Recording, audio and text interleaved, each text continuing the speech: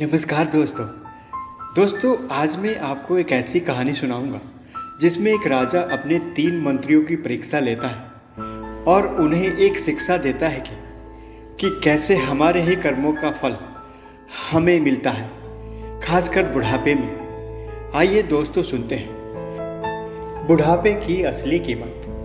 दोस्तों बहुत समय पहले की बात है। एक राजा ने अपने 3 सबसे अच्छे मंत्रियों की परीक्षा लेने का विचार बनाया। उसने अपने तीनों मंत्रियों को बुलाया और कहा कि मैं आप लोगों की परीक्षा लेना चाहता हूं, जिसमें मैं आप सभी को 2 काम दूंगा और जो उन दोनों कामों को पूरा कर लेगा उसे हीरे मोती का इनाम दिया जाएगा।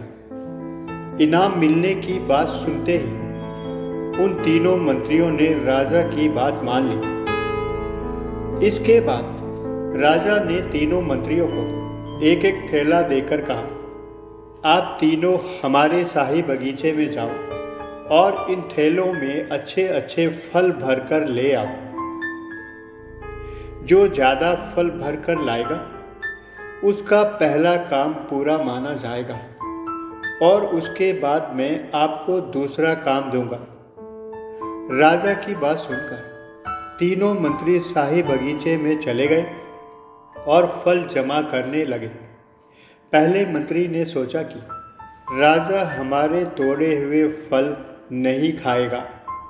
उसने जल्दी जल्दी में नीचे गिरे हुए सड़े गले फल थैले में भर लिए और ऊपर से अच्छे फल भर दिए। दूसरे मंत्री ने सोचा कि राजा के पास इतना समय तो नहीं होता है कि वह थैले खोलकर हम सबके फलों की जांच करेगा।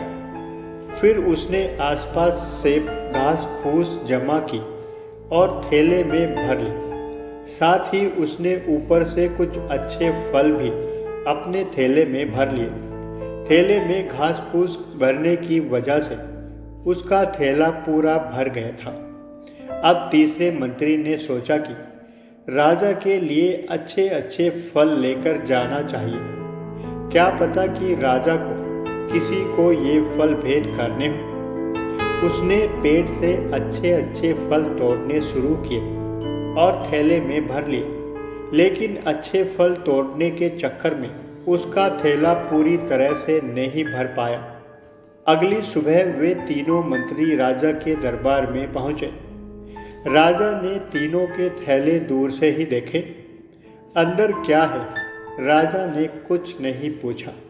अब राजा उन्हें दूसरा काम देते हुए बोला, आप तीनों मंत्रियों को 15 दिनों के लिए जेल भेजा जा रहा है।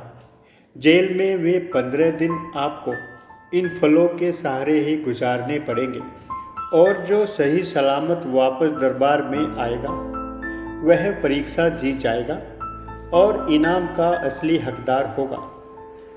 इसके बाद तीनों मंत्रियों को अलग अलग जेल में भेज दिया गया। जेल के अंदर पीने के पानी के अलावा खाने के लिए उनके पास थैले में उनके द्वारा भरे हुए केवल फल ही थे। पहला मंत्री, जिसने नीचे से सड़े हुए और ऊपर से अच्छे फल भरे थे, वह कुछ दिनों तक तो अच्छे फल खाता रहा और आराम से दिन निकालता गया, लेकिन बाद में जब उसे सड़े हुए फल खाने पड़े तो वह बहुत बीमार हो गया। दूसरा मंत्री, जिसके पास कुछ ही अच्छे फल थे और बाकी घास फूस, वह कुछ ही दिनों तक जिंदा रहा, लेकिन वह भूख की वजह से मर गया। तीसरा मंत्री, जिसके थैले में कम लेकिन सारे अच्छे फल थे, वह थोड़ा थोड़ा करके फल खाता गया और उसने सही सलामत अपने दिन निकाल लिए। 15 दिन बाद राजा अपने सैनिकों के साथ वापस आया। उसे पता चला कि तीसरे मंत्री ने अपनी परीक्षा पास कर लिया है, तो राजा ने उसे विजेता घोषित कर उचित इनाम दे दिया। दोस्तों, इस कहानी में जो थैला है वह हमारा जीवन है और जो जेल है वह हमारे जीवन के आखिरी दिन है, यानी कि हमारा बुढ़ापा।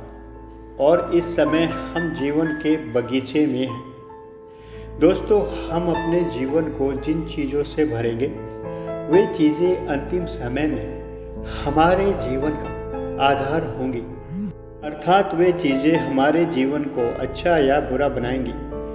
अब आप खुद से यह पूछें कि आप जीवन के इस थैले में क्या भर रहे हैं। कुछ लोग हैं जो जीवन रूपी इस थैले में केवल पैसा ही भर रहे हैं। वे बहुत पैसा जमा करना चाहते हैं, उसके लिए वे लोग ना परिवार पर ध्यान दे पा रहे हैं और ना ही अपने रिश्तों पर। जब अंतिम समय आएगा तब उनके पास पैसा तो होगा, लेकिन अपना कहने वाला कोई नहीं होगा।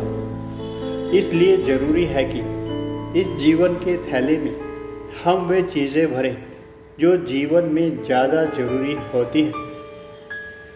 थोड़े पैसे, थोड़े रिश्ते, थोड़े नाम, थोड़े दोस्त और कुछ लोग अपने, क्योंकि यही वे चीज़ें हैं जो आपके अंतिम समय को बेहतर बनाएंगी। यही वे चीज़ें हैं जिनसे जीवन का महत्व, वरना इस दुनिया में कितने आए और निकल गए। दोस्तों, वीडियो देखने के लिए धन्यवाद। अगर वीडियो अच्छी लगे तो लाइक करें, चैनल को सब्सक्राइब करें और बेल आइकन को दबाना ना भूलें। Thank you so much.